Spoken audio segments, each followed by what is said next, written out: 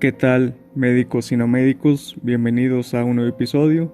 En esta ocasión contamos con la compañía de un invitado y junto con él discutimos un poco sobre el ENARM, tanto nuestra experiencia preparándonos y presentando este examen, como los cambios que ha sufrido en los últimos años, en particular en este año 2021. Un tema creo bastante importante, eh, por lo que nos extendemos un poco más en esta ocasión, apenas algo más de una hora. Y pues bueno, también de antemano les pido una disculpa por la calidad del audio. Empezamos. Vamos a empezar este episodio. Esta vez tenemos un invitado y si quieres por favor preséntate. Sí, David, muchas gracias. Bueno, yo soy el doctor Rafael Telleri, soy médico familiar, egresado de la licenciatura de médico cirujano partero por parte de la Universidad Autónoma de Nuevo León, y la residencia la hice con el aval académico de la Universidad de Monterrey.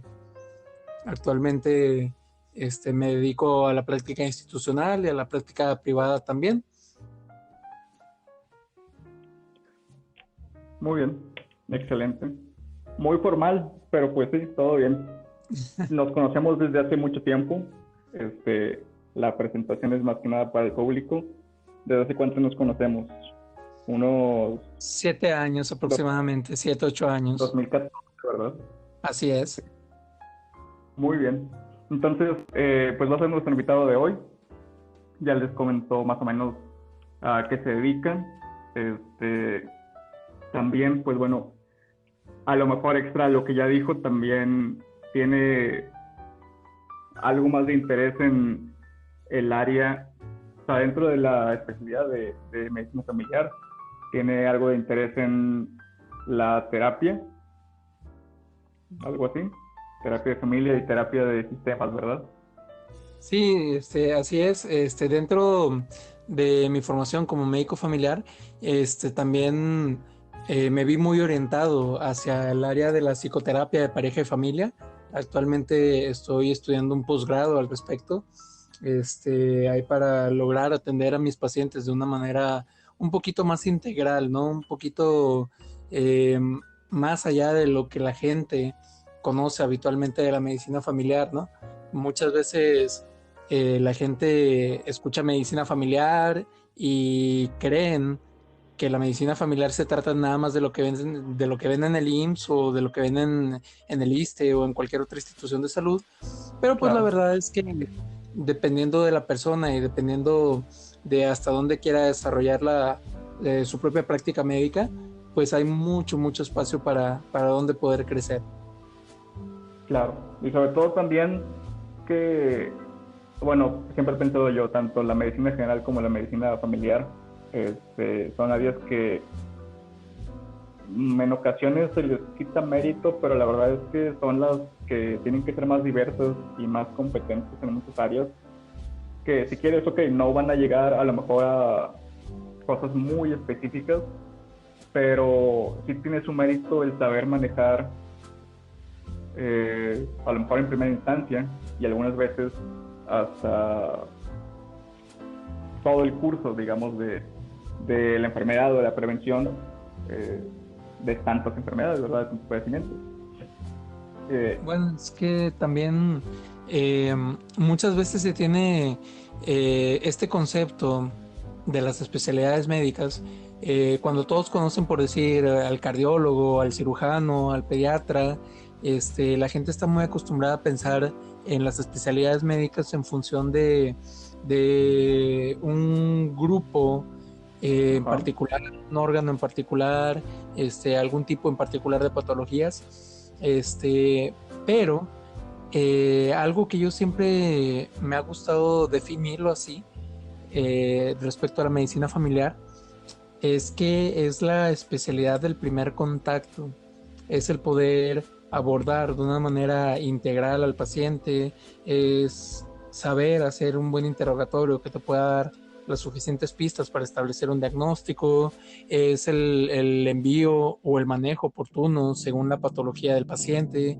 ajá, una especialidad que se centra muchísimo en los aspectos preventivos, incluso dándole mayor importancia a los aspectos preventivos que a los aspectos curativos o de rehabilitación.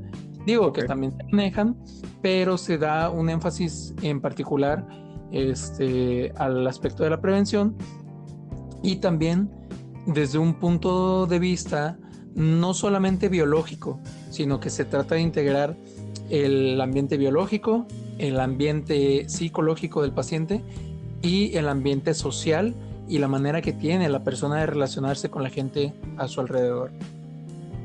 ok, muy bien. Ahora, no es el tema que vamos a hablar hoy, pero ya que hablamos un poquito de la medicina familiar y todo esto, ah, como opinión o como dentro de lo que sabes, porque me imagino que como la mayoría de las especialidades, mientras te estás formando en eso, tienes alguna noción de la historia de cómo inició la especialidad o de, uh, sabes, cómo se ha hecho su nicho a lo mejor en México, pero también en el mundo. Este, ¿Tú qué o qué mencionarías como factores más críticos que diferencien la medicina general de la medicina familiar? Porque, vaya, de esto que estamos hablando, muchas veces, sobre todo la medicina familiar, yo creo se le descredita por muchas cuestiones, pero algunas son esas, ¿no? Que dicen, bueno, ¿qué tanta diferencia hay? Bueno, mira, es un punto muy bonito y muy interesante cuando comentan que la medicina general y la medicina familiar son muy parecidas y inclusive al grado de llegar a confundirlas. Pero la verdad es que Sí, la medicina general y la medicina familiar están íntimamente relacionadas. A veces es difícil poder decir en dónde empieza una, dónde empieza otra, hasta que ya empiezas a ver los niveles de intervención en los cuales puedes trabajar como médico familiar, ¿no? Aquí más que nada, un punto muy, muy importante es que básicamente se trata de eso, no, no, no nada más, como lo mencionaba hace un momento, no nada más conjugar el aspecto biológico. El aspecto de la medicina familiar trata de abordarlo de una manera integral. Trata de abordarlo de una manera integral, que eso también lo puede hacer un médico general. Y un médico general también puede ver niños, también puede ver adultos, también puede ver personas mayores, también puede hablar de aspectos preventivos, este, pero bueno, aquí la diferencia es las metodologías y lo que uh-huh. nosotros conocemos dentro de la especialidad, como lo mencionaba hace un momento, de los niveles de intervención.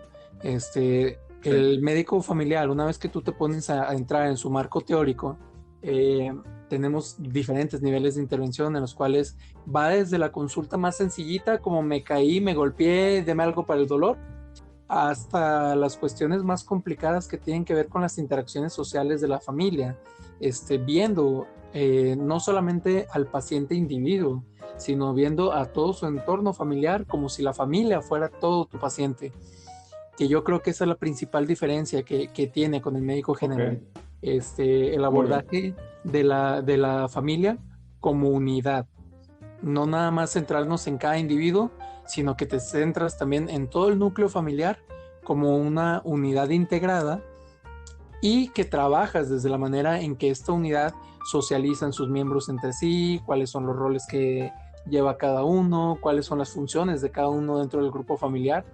Entonces yo creo que eso es lo que separa un poquito más la medicina familiar de la medicina general, pero la verdad es que están muy relacionadas. Están muy relacionadas. Hay médicos familiares que se ofenden si los confunden con médicos generales, pero la verdad es que sin los médicos generales no hubiera sido posible establecer los programas académicos y posteriormente la formación de sociedades de medicina familiar hasta integrarla como una especialidad como tal. Claro. Y finalmente yo creo que es como cualquier otra especialidad, ¿no? Si uno se quiere poner necio sobre eso, por ejemplo, bueno, yo que soy traumatólogo, si quisiera alguien decirme de que, oye, tú puedes tratar una diabetes, pues bueno, si tengo a lo mejor algún entrenamiento y en situaciones en las que no hay nada mejor, digamos, pues sí se podría, pero sin duda no es mi formación y claro que habría otros médicos que lo pueden tratar mejor, incluidos sobre todo los médicos generales, porque ellos han estado más acostumbrados a eso. Y entonces la medicina familiar también a pesar de que esto que parece como que tiene que se solapa, pues tiene su formación muy particular y yo creo o entiendo más o menos que va muy dirigido sobre todo a entender esto que dices como sistemas, como grupos o como sociedad, no nada más que a veces es como uno también sale mucho de la facultad y el cómo se maneja mucho en otras especialidades, que es tú vas a tu problema, ¿verdad?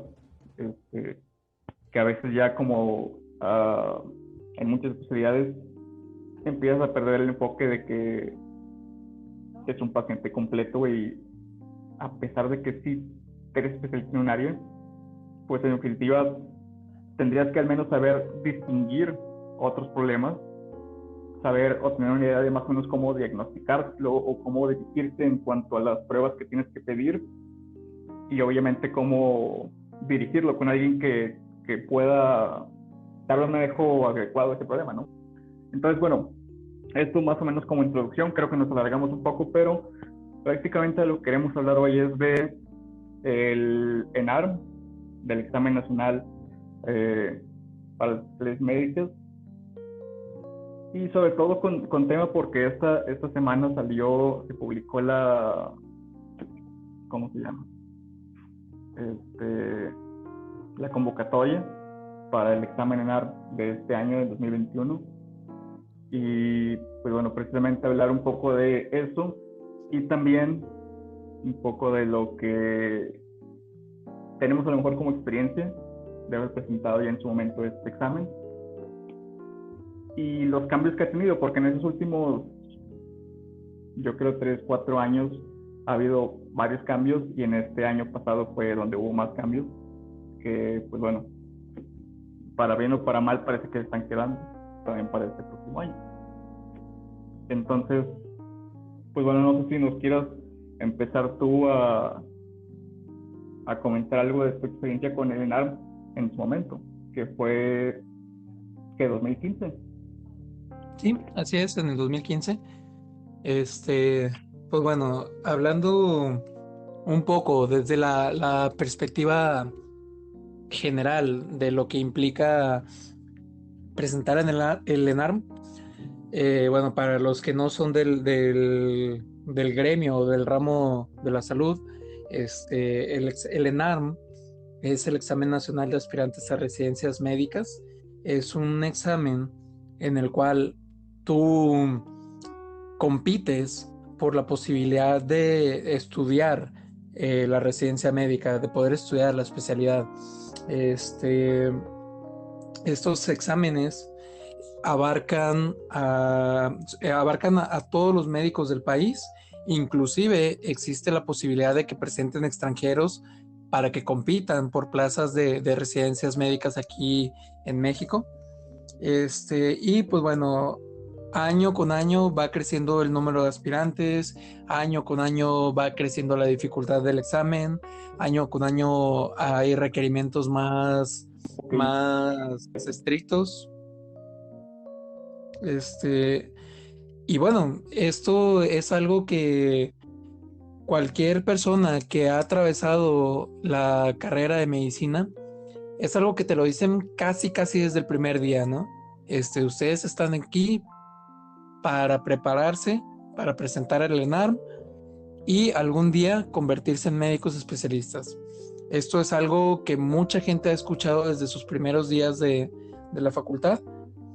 Y pues la verdad es que no es para menos, porque es un examen que puede definir algo así de importante, o sea, define tu entrada a que puedas convertirte en un médico especialista. Entonces, como podrán imaginarlo, la gente que no sea del ramo de la salud, pues es una experiencia que suele ser bastante estresante, suele ser bastante traumática para los aspirantes en un momento dado durante su preparación para este examen. Sí, y es que para bien o para mal, desde la facultad, desde tu formación como estudiante, ah, tanto uno lleva la idea ya de una especialidad, como también la mayoría de la gente que está fuera del área, muchos traen el supuesto de que al ser médico, como que es obligatorio, como que está por dada la especialidad. Entonces, trae como ese elemento, una cierta obligación o un cierto sensación de, bueno, tengo que presentar y tengo que pasar. Sí, vaya, porque la misma presión social que vives dentro de la carrera y que vives también la presión, no se diga a los que son hijos de médicos, Sí. la presión social de que dicen, ay, pues es que yo no quiero consultar con un médico general, yo quiero consultar con un especialista. Entonces, la verdad es que hay muchísima presión social, muchísima presión de grupo detrás del presentar este examen. Exactamente. Entonces, ¿cómo fue para ti? Bueno, vamos a hablar de la preparación. Yo creo que somos casos un poco especiales o un poco diferentes. En general, la mayoría de la gente que va a presentar el examen, el ENARM, se prepara bastante. Hay muchos cursos de muchos tipos, algunos presenciales, otros por internet, algunos duran semanas, otros duran casi todo el año. Pero en general la gente se prepara bastante. Vaya, te conozco y también me conoces, sabes cómo presentamos el examen y somos un poquito diferentes a esa norma, pero pues bueno, coméntanos más o menos cómo fue tu situación, tu experiencia de por qué presentar el NARM, por qué presentar para familiar y por qué decidiste tu grado de preparación, digamos. Ok, bueno, empezando por qué decidí presentar y por qué decidí presentar para medicina familiar. Como comentaba hace un momento en la introducción, la medicina general y la medicina familiar van muy relacionadas. Sin embargo, algo que yo me di cuenta a lo largo de mi estudio de la licenciatura, de la carrera, es que muchas veces existe el vicio o existe la tendencia a olvidarte del paciente como una persona integral y te centras en una persona como un enfermo o como un conjunto de síntomas o como un órgano que está dañado y perdemos un poquito el foco de recordar que ese órgano dañado, ese conjunto de síntomas, esa enfermedad, ese paciente es una persona. Entonces, olvidamos que esa persona no nada más es su cuerpo y no nada más es la enfermedad que tiene en ese momento. Es una persona que tiene su propia idiosincrasia, que tiene su propia manera, de su conjunto de creencias, su manera de pensar, su manera de sentir muy, muy propia. Y que detrás de esa persona hay más personas que son su familia. Entonces, en la familia, cuando una persona se enferma, también entran en angustia, también les duele, también sufren, también se enfrentan a dificultades.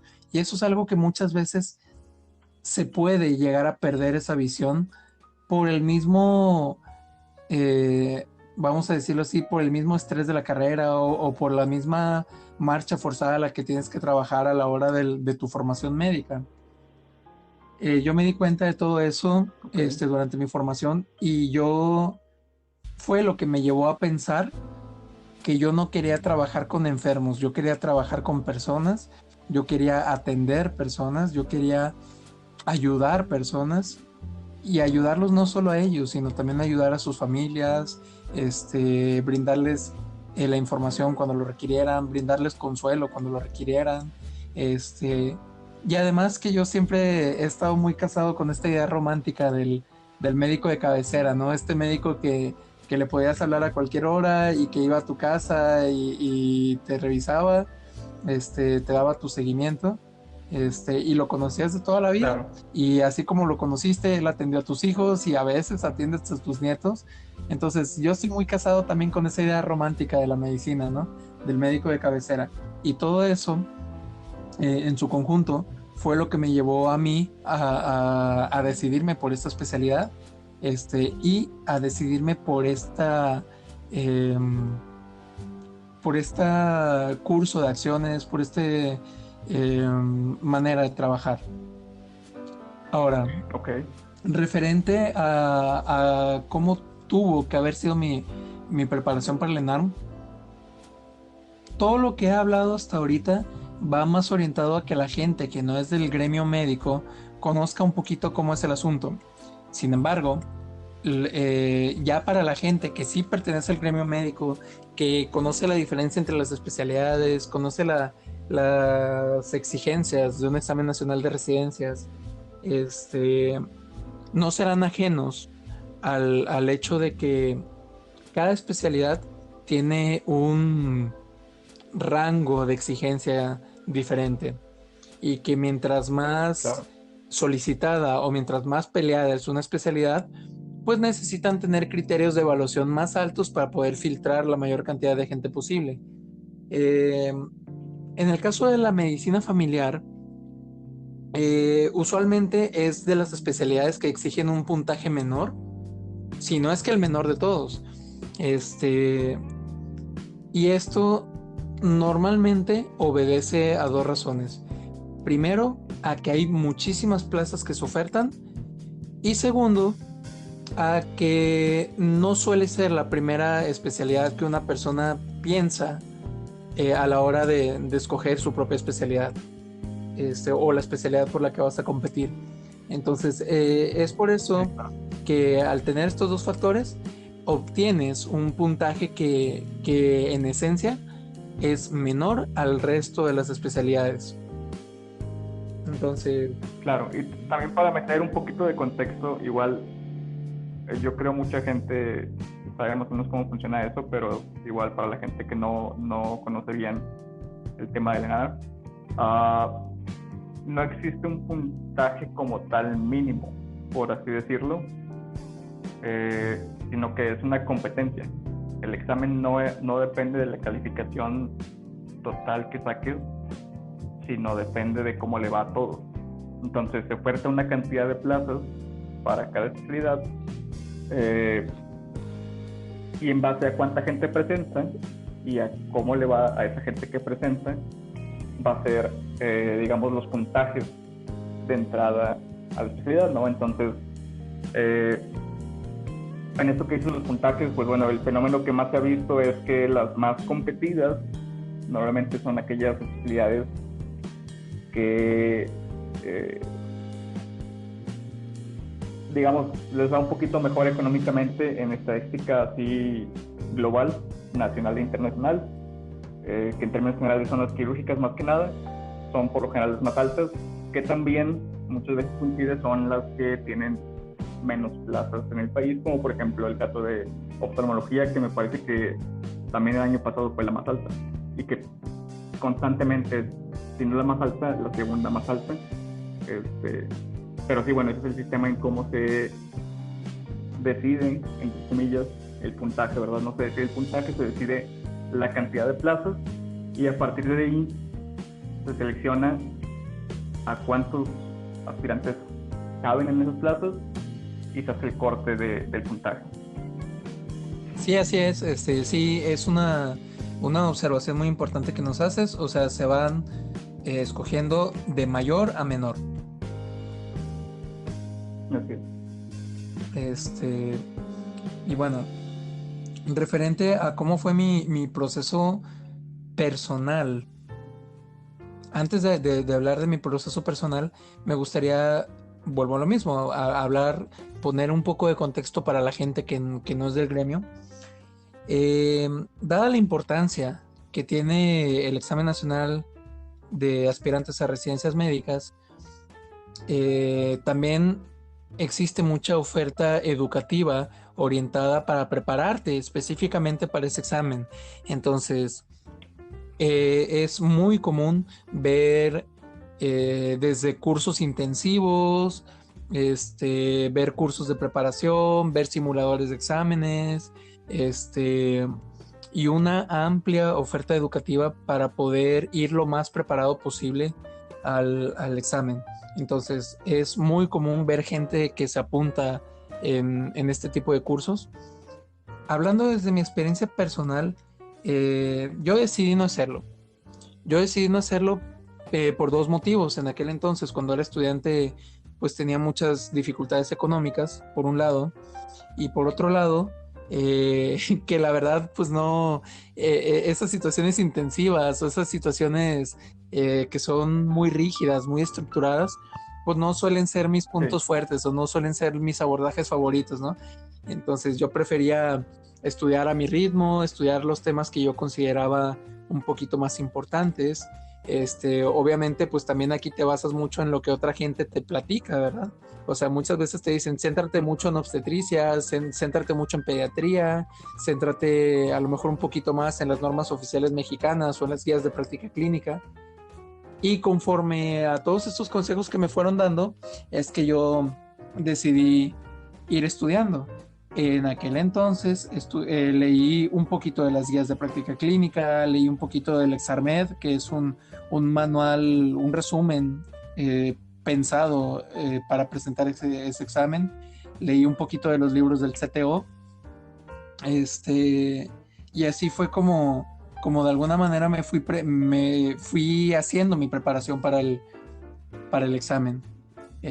Pero sí, la verdad, en mi caso particular, a mí me ayudó mucho, o vamos a decirlo así, me quitó mucho estrés el hecho de saber que la especialidad a la cual yo iba a presentar, pues era una especialidad con muchísimas plazas, ¿no? Entonces, siempre se ha manejado que medicina familiar básicamente son plazas regaladas, precisamente por la gran demanda de médicos familiares que hay y por la gran apertura de plazas que hay. Entonces, yo creo que yo podría decir que desde mi experiencia particular, fue un proceso bastante llevadero, pero que la verdad sí contrasta mucho con los procesos que tienen que llevar la gente que aspira a residencias quirúrgicas o que aspiran a medicina interna o cualquier cosa así, ¿verdad? Sí, y es que sí creo que tiene que ver eso. Por ejemplo, a mí nunca me ha pasado algo así, pero bueno, estoy en la Facultad de Medicina y en ese tipo de ambiente en el que hay gente que se exige mucho, académicamente hablando. Te digo, bueno, yo antes de la facultad nunca había visto tanta gente con este tipo de problemas como de ansiedad o de nervios antes de los exámenes. Entonces, mientras más importante es el examen o mientras más nervioso te pones, a mucha gente pues tiende a irle mal a pesar de lo que se pueda haber preparado, ¿no? Entonces, eso que dices que ibas ya con alguna idea de que el margen para el puntaje era más o menos holgado, sí de pronto creo que puede ayudar, contrastado contra ir con la idea o con la intención de algunas especialidades más competidas, pues es mucha más presión que a algunas personas puede afectarles, ¿no? En cómo les va a ir en el examen. Y pues bueno, hablando a lo mejor un poquito más en concreto del examen, yo siempre he sentido, yo lo presenté 2 veces, en ninguna de las dos me preparé como debería de ser, por motivos un poquito diferentes a los tuyos. Simplemente nunca he sido mucho de estudiar y lo que aprendo más fácil es cuando alguien me explica las cosas o a través de hacer las cosas. Entonces, pues bueno, total, el caso es que no me preparé tanto, ¿verdad? No estudié tanto, pero aún así el examen siempre se me ha hecho muy extraño y creo que con la gente que he platicado, que lo ha presentado, también coinciden en que no es un examen parecido a los que hiciste en tu facultad o en tu formación normal. Las preguntas, algunas, o sea, quitando el hecho de que de pronto hay, yo creo en cada examen hay 2, 3 preguntas que están, o sea, francamente equivocadas, que ellos te dicen, ¿sabes qué? Tal pregunta, déjenla en blanco, o tal pregunta, contesten nada más la primera y sáltensela. Fuera de eso es un examen con preguntas extrañas, con respuestas también extrañas, y no sé, es un examen del que yo siento que sales confundido y no siempre con una idea clara de cómo te fue. Oye, No y sé sobre cómo todo sentiste el que, examen en ese momento. y sobre todo que también es un examen que difiere mucho de otros, porque por ejemplo, en la prepa o a lo mejor en la misma carrera, tú decías, ok, no pasa nada, no me sé esta respuesta, la brinco y regreso al final, ¿no?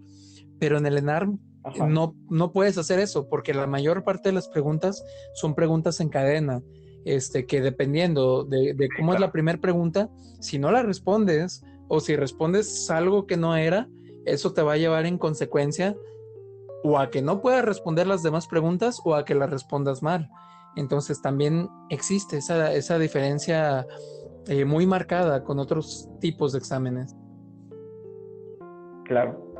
Y yo siento que, precisamente hablando de eso, es un examen que más que conocimiento así como tal, o sea, que sí te lo exige obviamente, pero aparte te exige como cierto tipo de, ah, no sé, capacidad de ver el proceso que está detrás. O sea, no ir a contestar las preguntas del examen, sino ir a contestar un examen en particular.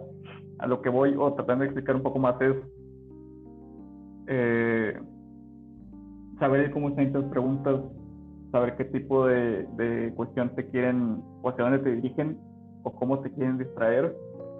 Y en esto que dices de que muchas veces son preguntas así que van, que una depende de la anterior, normalmente son 4 o 5 las que dependen de una sola.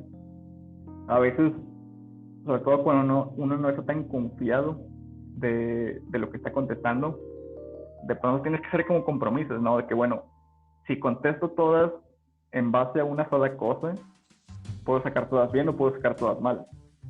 Y si contesto así como que una sí y otra cosa, y de pronto entonces depende más de saber qué tipo de examen es y cómo enfrentarte a él, que eso lo manejan muchos de esos cursos, ¿verdad? Que te intentan enseñar a contestar el examen, no en lo académico, sino en la estructura que tiene y en cómo trabajarlo, porque también es un examen demandante.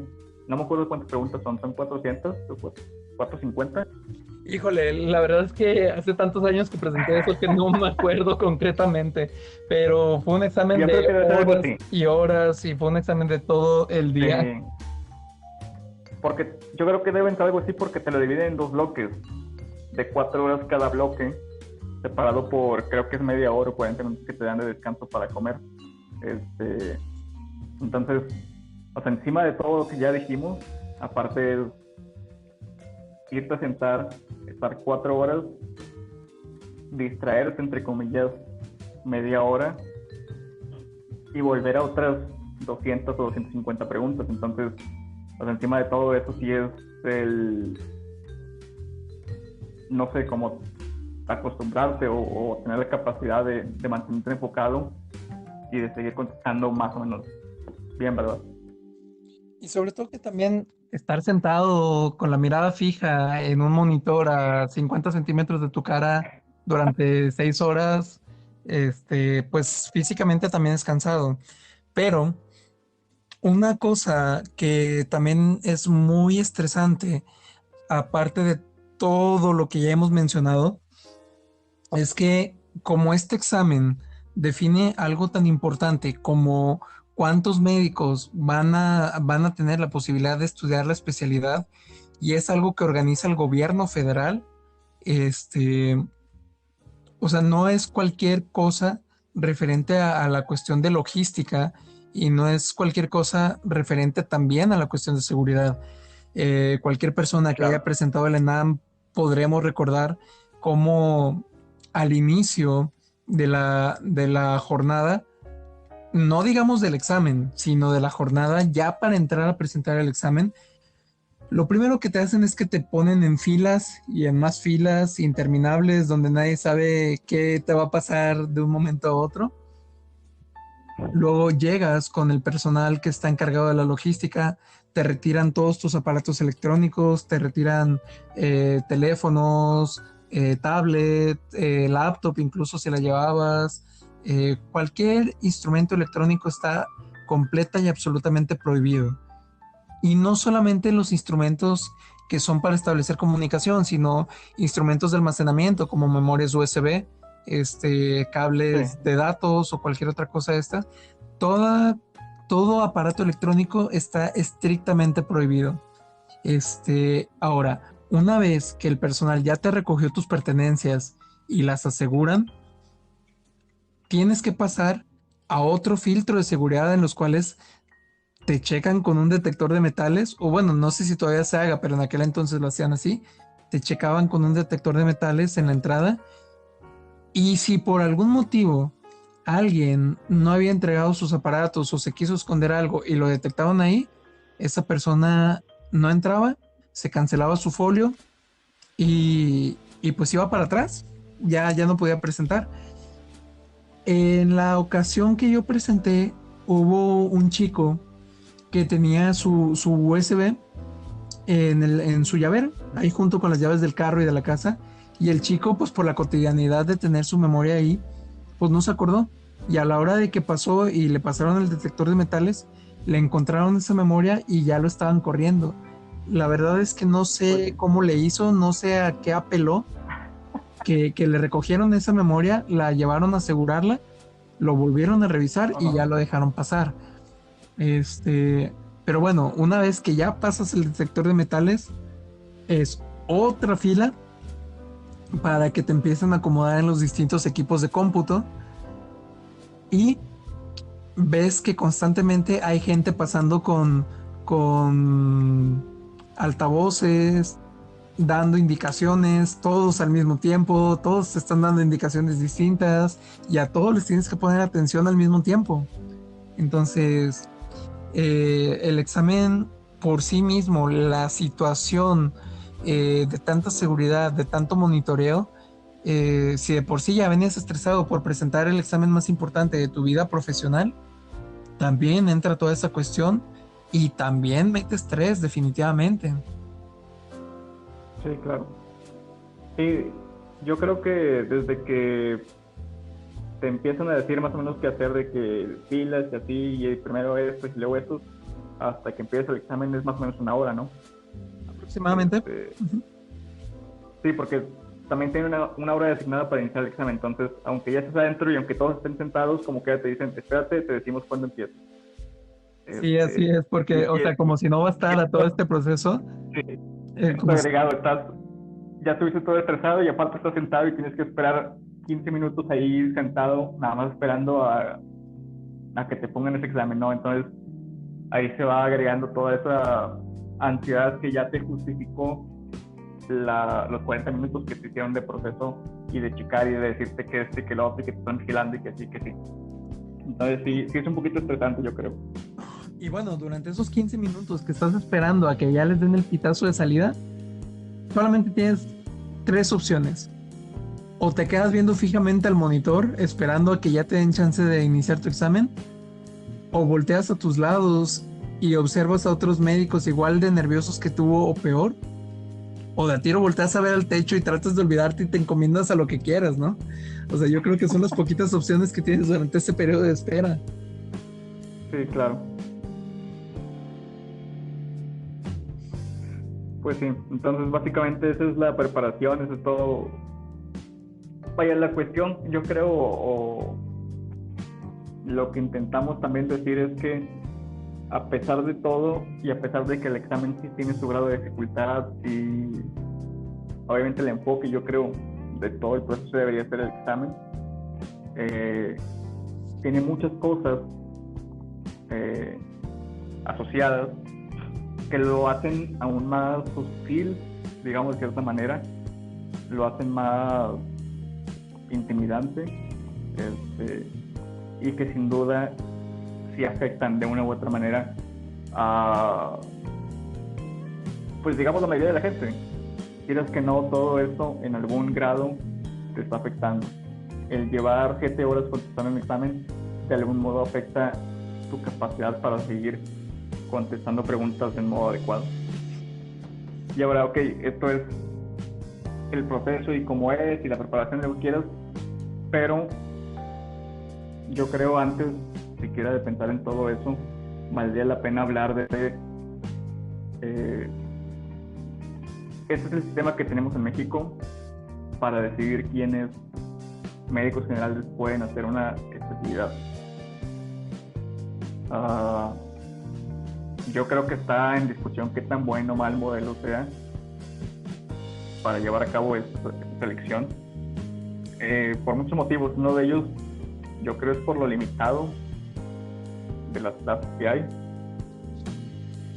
Y otro, a lo mejor, vaya, siempre se ha dicho, yo pienso que sí es un buen modelo el coger a través de un examen, pero hay muchas personas, muchos argumentos que te dicen de que, bueno, un examen, sobre todo un examen de esta naturaleza, no te va a decir, o sea, preguntas globales de medicina no te van a decir qué tan buen geriatra puede ser alguien, no te van a decir qué tan buen epidemiólogo va a ser alguien, qué tan buen psiquiatra.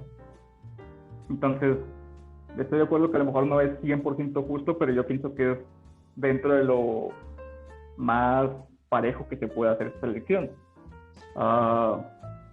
Pero bueno, fíjate, ahorita que estás mencionando eso, que tu calificación en el ENARM no define qué tan buen especialista puede ser, hay que tomar algo también muy, muy importante. Si bien te hacen preguntas acerca de las especialidades, en teoría no te van a preguntar algo que no puedas saber tú como médico general, porque la gente que presenta esto, pues hay que recordar que son todos médicos generales. Entonces, mucha gente no sabe qué tan profundo irse al momento de estudiar, al momento de prepararse, pero vamos por decirlo así, no te van a preguntar la técnica quirúrgica de un trasplante de corazón, no te van a preguntar la combinación de quimioterapias para leucemias refractarias a tratamiento. O sea, no pueden ser tampoco así cosas tan extremadamente especializadas, porque precisamente ese estudio, ese examen no va dirigido a especialistas, va dirigido a médicos generales que quieren aspirar a una especialidad. Entonces, es por eso también sí, bueno, que... no estoy seguro. Seguramente la gran mayoría de las preguntas sí son así como lo comentas, dirigidas a algo más o menos básico, entre comillas, pero sí hay algunas que de pronto están muy fuera de contexto. También me pasó con el examen del Consejo Mexicano de Traumatología y Ortopedia. Se supone, lo que te dicen ellos, el 90% del examen, 95%, son cosas muy básicas, muy elementales. Hay un 5% que son un poquito más clavadas, ya de algo de su especialidad. Y la verdad es que presentas el examen y no parece que ese porcentaje sea así. Entonces, me parece que el NAR también es parecido. Hay algunas, te digo, claro que la gran mayoría van a ser así elementales, pero hay muchos que no lo son tanto. Y eso se ve, pienso yo, en los puntajes, ¿sabes? O sea, por ejemplo, el año pasado hubo el puntaje más bajo que ha habido en esos exámenes, que fue de 21 punto y algo. Y ese 21 punto y algo no fue, estoy seguro, esta información obviamente no la dan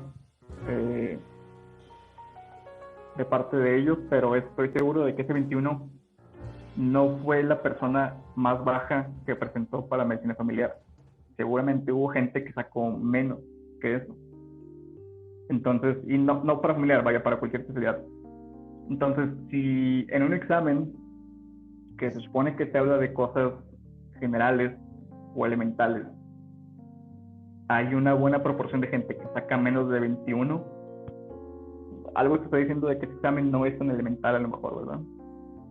Bueno, también, vaya, aquí a lo que yo me quería referir, sí, o sea, precisamente no puede ser tampoco tan excesivamente elemental, porque Ajá. pues también la idea es que tú quieres ser un especialista y el grado de preparación que requiere eso, pues también tiende a ser un poquito mayor.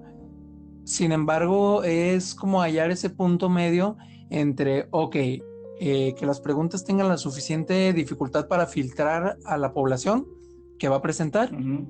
pero tampoco caer en el vicio o en el error de preguntarle cosas de nivel subespecialidad o algo muy clavado de cada especialidad en particular, ¿no? Ok. Este, Mira, el modo en que veo el examen no es como las cosas que un médico general debería de saber, porque muchas de las cosas no las tienes que saber como médico general y no ni siquiera las puedes aplicar como médico general. Yo como lo veo es únicamente como un instrumento de discriminación, de criterio. ¿Sabes? Tenemos una cantidad limitada de plazas y hay un montón de gente que quiere entrar a hacer su especialidad. No todos pueden entrar. Y el único modo que tengo yo para hacer esto más o menos justo es, pues así, con un examen que mida conocimientos médicos. Este, pero sí, no creo para nada que mucha gente es lo que te dice, ¿no? O sea, cuando vas a presentar es de que, bueno, pues es lo que tienes que saber como médico general. La verdad es que yo creo que no, muchas cosas, si bien lo viste a lo mejor en algún momento de tu formación como médico general, no creo que sea lo elemental para un médico. Este, pero bueno, entonces en eso estamos. Y precisamente lo que hablaba de este 21 que hubo el año pasado fue como consecuencia de que se abrieron muchas plazas nuevas para medicina, para hacer especialidad en muchas áreas. El año pasado apenas. Este año, pues bueno, no han publicado si van a continuar con esas plazas. Probablemente sí. Y no sé, yo creo que tiene su parte buena y su parte mala esto, aunque yo creo que es un poco más mala que buena. Pero pues bueno, ¿tú qué opinas de estos cambios que ha habido en el INARM este año pasado, sobre todo, que fue cuando más cambió en cuanto a cantidad de plazas, en cuanto a este asunto de que otorgan puntos, por ejemplo, a los médicos que hicieron su servicio social en zonas marginadas o que tuvieron una cantidad de horas en el servicio de COVID-19? ¿Qué opinas de todos esos cambios que ha habido? bueno, mira, yo la verdad considero que darle ventajas a tal o cual personal, dependiendo en dónde hayan trabajado, puede derrotar un poco puede derrotar un poco el propósito de poner un examen como filtro.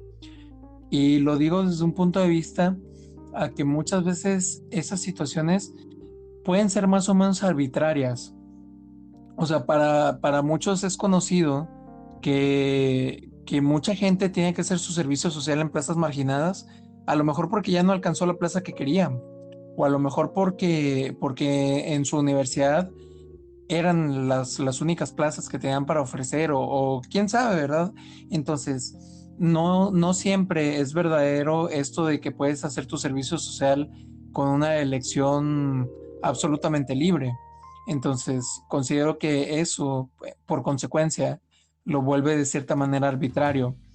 Y ahora, si tomamos en cuenta la situación de pandemia que tuvimos, o bueno, que tenemos, mejor dicho, porque esto no se ha acabado, si consideramos la situación de pandemia, ok, por un lado pudiera parecer justo que le den puntos a la gente que sirvió en áreas COVID, pero eso también, vamos a decirlo así, desde el punto de vista meramente de puntajes y meramente de hacer un instrumento de tamizaje o un instrumento para filtrar gente, pues también va un poquito en contra del propósito original, que es filtrar gente, ¿no? Claro. Eso, Mira, si hablamos propiamente de las reglas.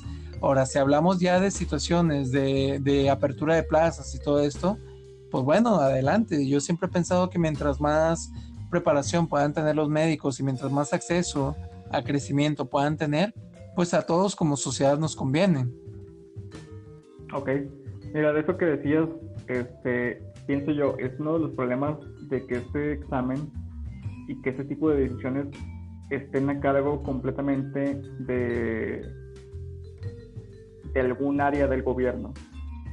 Porque esto que sucede de estos, llamémoslo, estímulos, por haber estado en áreas marginadas o por haber trabajado cierta cantidad de horas en áreas de COVID, son estímulos que el gobierno está utilizando para que más gente cumpla con un propósito que ellos buscan, que no es el médico especialista. Ellos buscan médicos que vayan a zonas marginadas, a hacer servicio social, y buscan médicos que estén trabajando en áreas COVID.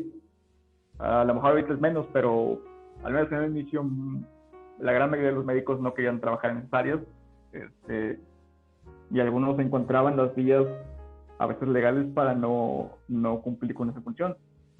Entonces, el gobierno vio esa necesidad y al tener control sobre esto, ¿verdad? Sobre la, digamos, la selección de médicos para la especialidad, pues bueno, mete ahí algo que en teoría no tiene nada que ver con si estás capacitado, si, entre comillas, te mereces una plaza para hacer una especialidad. Ya no es... vaya, si esto fuera únicamente manejado por instituciones médicas, si esto fuera únicamente con el punto final o con el objetivo final de buscar quién está más capacitado, competente o como quieres llamarlo para una especialidad, no tendría cabida eso. Entonces, Y no estoy bueno, de acuerdo, pero entiendo de dónde viene. claro, o sea, la verdad es que sí, como tú lo dices, es una estrategia para paliar las deficiencias Sí, del propio Sistema Nacional de Salud. Pero bueno, también no podemos negar que hay un punto también de propaganda en este tipo en este sí, claro. tipo de decisiones. O sea, es algo que tampoco podemos hacernos de la vista gorda. O sea, esto no simplemente, eh, como tú lo dices, no cumple al propósito de saber si estás capacitado o no Exactamente. para estudiar una especialidad, sino que ya cumple con el hecho de suplir mano de obra que no existe o que no existiría por otros medios, cumple la propaganda del gobierno de decir te estamos proporcionando servicios de salud a tu alcance, Y cumple con varias funciones. precisamente eso último yo creo que tiene mucho que ver con lo segundo que ahorita ya mencionabas del aumento del número de plazas. Porque, bueno, ok, si quieres verlo como a título personal, tú como médico familiar, yo como traumatólogo, no es que vaya a ser más competencia, no es ningún problema. Si te vas a los índices o las cuántos médicos, tanto, vaya, de cada especialidad, médicos generales o especialistas, tiene que haber por cantidad de población. México sí está muy atrás en eso y parece que tiene sentido decir, bueno, si faltan médicos especialistas, pues formamos más médicos especialistas, ¿verdad? Pareciera que tiene alguna lógica, pero el problema es que no, siento yo, no se ve el problema que está de fondo. Mucho de esta deficiencia de médicos especialistas sí es porque no los hay en el país, pero también es porque no tienen campo para laborar en el país en la medicina pública. Entonces, si estás formando más médicos, muchos más, en ciertas áreas especializadas, pero ¿qué va a pasar con ellos cuando terminen su entrenamiento? ¿De verdad les vas a proveer un área para laborar?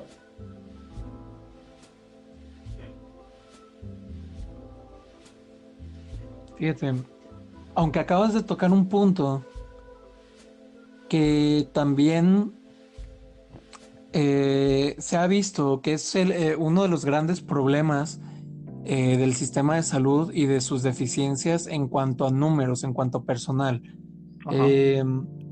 Durante la formación académica te venden tanto la idea de que debes de ser un especialista, inclusive subespecialista o alguien con alta especialidad o qué sé yo. Ujú.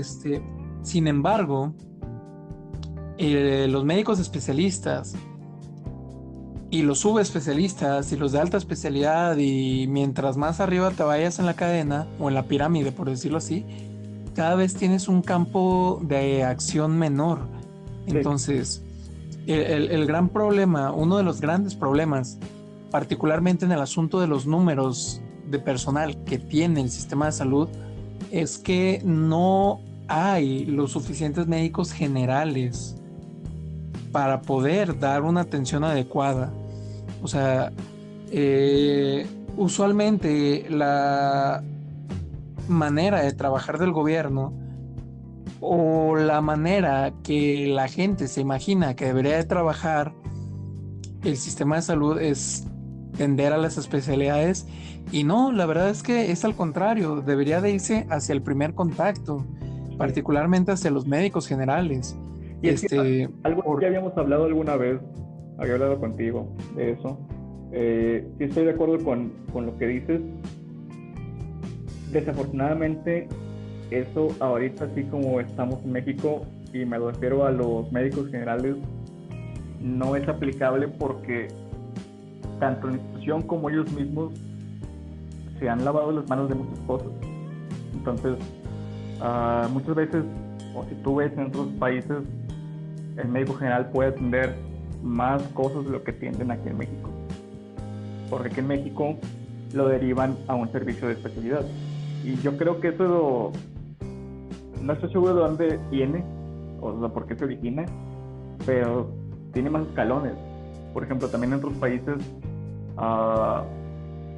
los enfermeros y los paramédicos tienen, sí tienen un entrenamiento mucho más formal, más exigente, pero también tienen más funciones y más capacidades de solucionar problemas médicos.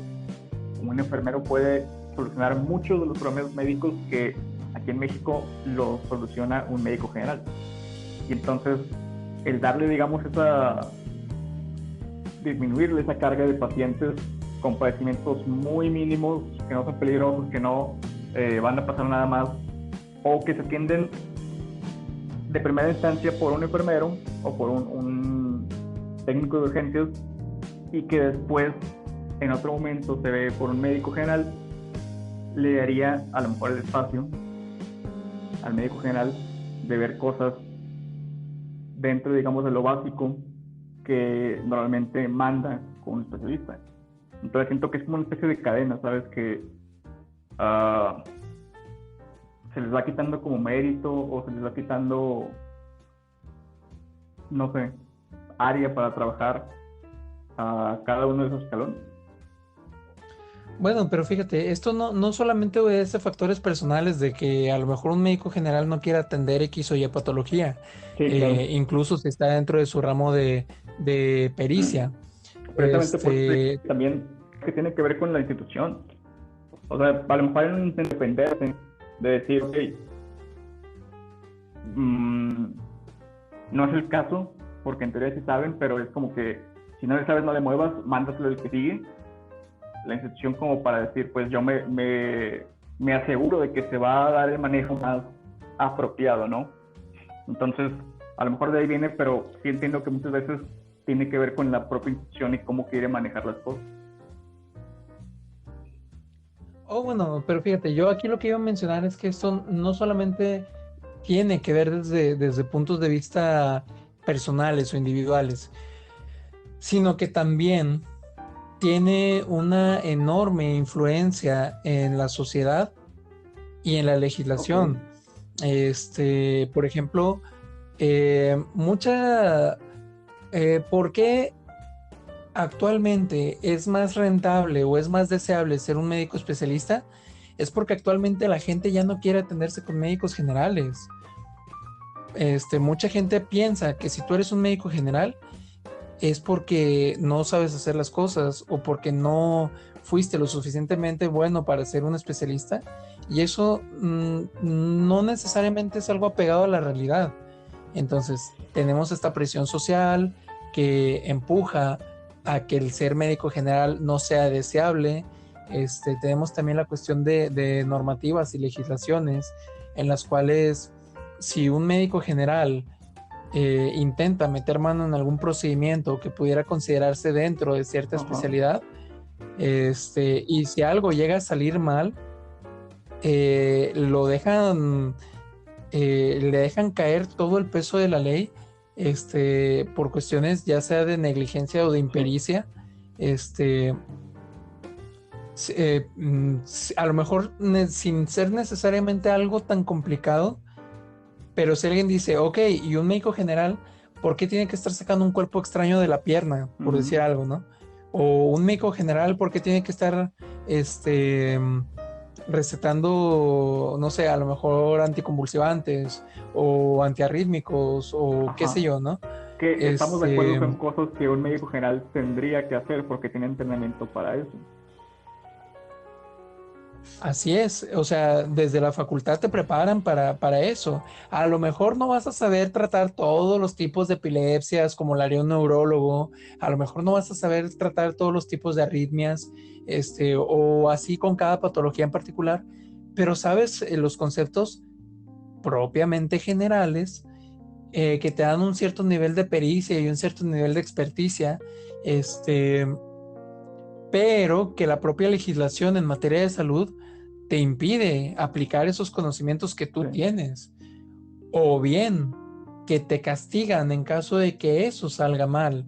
O sea, es bien patente en la práctica de la medicina en general, o sea, en la práctica de la medicina a nivel legal, siempre te tienes que estar cuidando porque la legislación es muy dura en términos de negligencias y en términos de impericias. Sí, bueno, es en parte cierto. Creo que en gran medida, al menos aquí en México, en gran medida es más que nada miedo a lo que puede pasar que en sí que existe una tendencia a ese tipo de castigos legales a los médicos.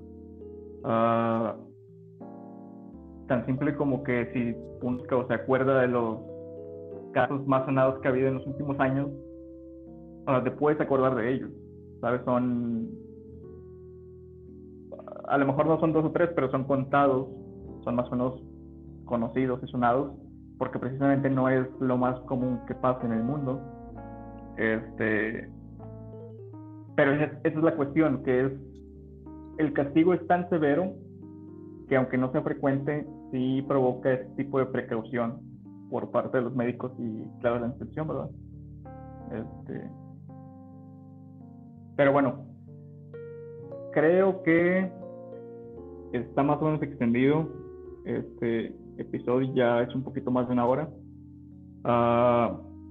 Antes como queda de terminar, a lo mejor en algo más o menos breve, pero ¿cuál es tu opinión final sobre esto, ¿no? Y sobre todo, bueno, ni siquiera lo mencionamos. En esta convocatoria que sacaron para este año, otro de los cambios que se agregan es que el aspirante va a seleccionar la especialidad a la que va a aspirar después de haber presentado el examen. Entonces, pues bueno, es algo muy diferente de lo que se ha manejado los años pasados. No estoy seguro de qué tipo de consecuencias va a traer para los puntajes. Pero pues bueno, ¿qué opinas en cuanto a eso, en cuanto al aumento de plazas, y en cuanto a esos cambios? A lo mejor si quieres de una forma breve, pero en general, ¿qué piensas alinear así como está ahorita para este año 2021? Bueno, mira, referente a que hay un aumento de plazas, eso siempre va a ser benéfico, siempre necesitamos doctores preparados. Mientras más plazas haya, mientras más educación continua médica haya, eso siempre va a ser mejor. Aquí Nada más lo que haría falta es que realmente respeten esas plazas, porque por ejemplo en esta última edición del ENARM ofrecieron plazas en México y en el extranjero y finalmente resultó que no existían esas plazas, o que si las querías hacer tenías que irte forzosamente a Cuba o a otros lugares que a lo mejor tú no estabas contemplando. Referente al aumento de plazas, siempre va a ser bueno, siempre y cuando sea real y se respete. Referente a esta situación de que escoges tu especialidad hasta después de terminar el examen, eso lo veo como un factor estresor completamente innecesario, algo que va a aumentar mucha incertidumbre y que pues bueno, realmente lo único que puedo hacer ante enterarme de este tipo de situaciones, pues no es otra cosa más que desear mucha suerte y mucho éxito a los médicos que aspiren a presentar este examen en su próxima edición, porque como tú lo mencionas, son cambios muy importantes, cambios sobre los fundamentos del propio examen. Entonces, esto definitivamente va a ser un antes y un después, va a ser un parteaguas, que yo espero que no sea un fracaso institucional como el aumento de plazas en esta última edición, o que no sea algo hecho al vapor, y que sea en beneficio finalmente de los médicos Pues aspirantes a sí, su muy de residencia. acuerdo. Yo lo que pienso que va a provocar mucha especulación. Entonces, muchos médicos que a lo mejor tienen un puntaje que el año pasado fue de apenas de entrada o de pase, pues a lo mejor van a decidir coger otra especialidad con una entrada menor, sin saber en verdad qué había pasado este año, y eso a lo mejor va a provocar que algunas especialidades más peleadas bajen su puntaje, o a lo mejor todos van a tener la esperanza de que pase eso y van a elevar más el puntaje. No sé, siento que va a ser más o menos predecible esto porque al dejar esa elección después del examen, no sabes bien cómo va a actuar la gente. Y como mencionas, aquellos que decidan presentar este año, pues bueno, ojalá les vaya muy bien. Yo creo que esta vez me parece que hablamos muchas cosas negativas del examen y todo esto, y pues no sé, creo que es necesario saber ese tipo de cosas, pero no es obviamente el todo. Hay cosas buenas también en esto. A lo mejor en otra oportunidad hablamos de algunas de esas cosas, pero pues bueno, al menos así es como se presenta ahorita el NAR con la convocatoria que acaban de sacar. Vamos a ver qué pasa entonces ya para octubre, noviembre, que va a estar esta cuestión de los puntajes, de la selección de la especialidad y todo esto. Y mientras, pues, como comentas, únicamente esperar que de parte del gobierno se haga todo tal cual debe de ser y un poquito más estructurado este año de lo que fue el año pasado. No sé si quieras hacer algún comentario último o algo más que nos quieras compartir. Bueno, pues ya nada más para concluir, ahora sí que hablando en términos memísticos, ¿no? No sé qué es lo que va para, no sé qué sucederá, pero estoy muy nervioso. Exactamente. Entonces, pues mucha suerte, mucho éxito para todos los aspirantes al examen. Te agradezco, Dave, que me hayas invitado a formar parte de este episodio. Mucha suerte también con este proyecto que estás emprendiendo. Y pues bueno, que tengas mucho éxito también en este proyecto. Y pues bueno, a darle para adelante, a ver qué más nos deparan los Pues sí, siguientes y al episodios. contrario, gracias por estar aquí. Me agradaría bastante que volvieras en otras ocasiones, en otros episodios. No sé qué tanto tiempo tengas ahorita con esto que estás haciendo de tu posgrado, pero pues bueno, ahí vamos viendo qué se puede hacer. Y pues únicamente eso, gracias por estar aquí, gracias a todos los que escucharon.